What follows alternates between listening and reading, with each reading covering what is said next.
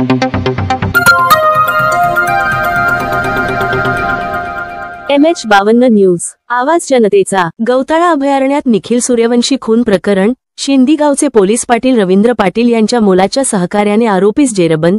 Police विभागाकडून सन्मान। छत्रपती संभाजीनगर ग्रामीण गौताळा अभयारण्यात झालेल्या निखिल सूर्यवंशी खून प्रकरणाच्या तपासात मोलाचे सहकार्य केल्याबद्दल शिंदी तालुका चाळीसगाव जिल्हा जळगाव येथील पोलीस पाटील श्री रवींद्र सुभाष पाटील यांना छत्रपती संभाजीनगर ग्रामीण पोलीस अधीक्षक डॉक्टर विनय कुमार मे राठोड भाग पो से यांच्या हस्ते प्रशस्तीपत्र व पुष्पगुच्छ देऊन गौरविण्यात आले आहे।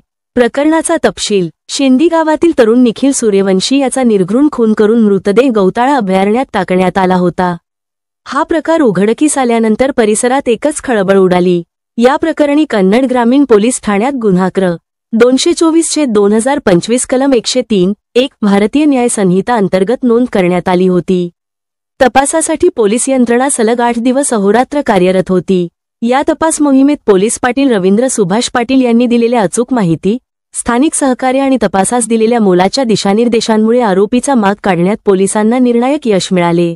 पोलीस अधीक्षकांचा गौरवोद्गार। प्रशस्तीपत्र देताना पोलीस अधीक्षक डॉक्टर विनय कुमार मे राठोड यांनी सांगितले, पोलीस पाटील रवींद्र पाटील यांनी तपासात दाखविलेली तत्परता आणि जबाबदारी प्रशंसनीय आहे।